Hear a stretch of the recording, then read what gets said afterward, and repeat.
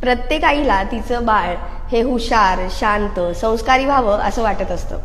पण हे खरंच तिच्या हातात असतं का? तर याचं उत्तर आहे हो. बाळाच्या गर्भावस्थेमध्येच त्याचं व्यक्तिमत्व घडवता येऊ शकतं.